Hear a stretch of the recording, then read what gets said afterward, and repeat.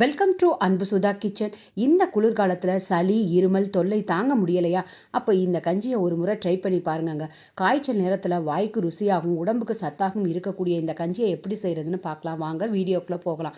நாங்கள் எப்பயுமே அரிசியை நல்லா கிளஞ்சி காய வச்சு பொடியாக நல்லா ரவை பதத்துக்கு உடச்சி வச்சுருப்போங்க. அந்த அரிசியில் 1 கப்பு எடுத்துக்கணும். அதை ஒரு குக்கரில் போட்டு அது கூட நல்லா 2 செம்பு தண்ணி ஊற்றுங்க. சீரகம், வெந்தயம், ஒவ்வொரு டீஸ்பூனு, ஒரு கைப்பிடி பூண்டு ரொம்ப நல்லது சளிக்கு. இந்த இருமல்லப்போ தொண்டையெல்லாம் கரகரன்னு இருக்கும்ல, அதுக்கு இஞ்சி கொஞ்சம் சேர்த்துக்கணும். ஒரு துண்டு இஞ்சியை நல்லா பொடியாக துருவி அதில் சேர்த்துக்கங்க. இந்த இஞ்சி நல்லா அரிசியோடு சேர்ந்து வேகையில் நல்ல வாசனையாகவும் இருக்கும், தொண்டைக்கும் இதமாக இருக்கும், கொஞ்சம் காரத்தன்மையோடு இருக்கிறப்ப நமக்கு நல்லதுங்க. இப்போ இதுக்கு தேவையான அளவு உப்பையும் சேர்த்துக்கணும். அப்புறமாட்டி கூட கூடுதலாக உப்பு சேர்த்துக்கலாம். இப்போ கொஞ்சமாக சேர்த்தா போதும். எல்லாம் ஒரு நல்லா கலந்து கொடுங்க. கீழே அடி பிடிக்காமல் இருக்கிறதுக்காக கலந்துட்டீங்கன்னா நல்லது. இந்த மாதிரி கலக்கிறப்ப கீழே அடி பிடிக்காமல் இருக்கும். இப்போ ஒரு குக்கர் மூடியை போட்டு விசில் வைங்க. ஒரே ஒரு விசில் வச்சா போதுமானது. நல்லா கொலைய வெந்துருங்க.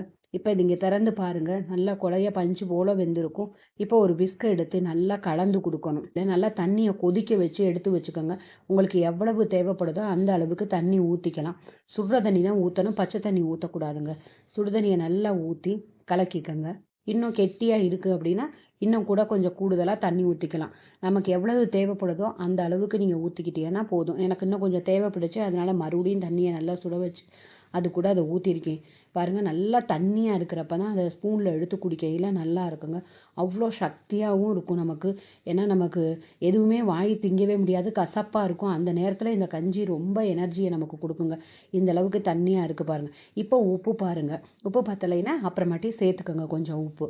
இப்போ இது கூட 1/2 டீஸ்பூனு மிளகுத்தூள், கொஞ்சம் காரத்துக்காகவும் சளிக்காகவும். இப்போ நல்லா ஒரு தேங்காய் ஃபுல்லாக திருகி வச்சிருக்கேன், அதையும் இது கூட போடுங்க. நல்லா வாசனையாக இருக்கும் இந்த கஞ்சி. தேங்காய் பாலாக கூட எடுத்து ஊற்றலாம். எனக்கு இந்த தேங்காயை நல்லா கடித்து சாப்பிடணும் அப்படிங்கிறதுக்காக துருவி போட்டிருக்கேங்க. அப்பப்போ வாயில் கடிக்கிறப்ப அது கொஞ்சம் நல்லா இருக்கும் அப்படிங்கிறதுக்காக துருவியே சேர்த்துருக்கேன். இந்த மாதிரி நல்லா கலந்து கொடுத்துட்டு இப்பயும் உப்பு பாருங்கள், கரெக்டாக இருக்கும். உப்பு பத்தலைன்னா நீங்கள் உப்பு போட்டுக்கலாம். இது மாதிரி செஞ்சு ஆற வச்சு கொஞ்சம் வெதுவெதுப்பாக பிள்ளைகளுக்கு எல்லாத்துக்கும் கொடுத்தோம்னா இந்த நெஞ்சில் இருக்க சளி எல்லாம் போயிருங்கங்க. அதே நேரத்தில் தொண்டையில் இருக்கக்கூடிய இந்த கரகரப்பும் கொஞ்சம் நிற்கும். தொண்டை வலி கூட நல்லா கேட்குதுங்க. இந்த சளி காலத்தில், இந்த மழை காலத்தில் பூண்டு, இஞ்சி, மிளகு, தேங்காய் இதெல்லாம் சேர்க்குறப்ப உடம்புக்கு ரொம்ப நல்லது. சளி தொல்லையும் நீங்குதுங்க. இது உங்களுக்கு பிடிச்சிருந்துச்சுன்னா எனக்காக லைக் பண்ணுங்கள், ஷேர் பண்ணுங்கள், சப்ஸ்கிரைப் பண்ணுங்கள். மீண்டும் சந்திப்போம்.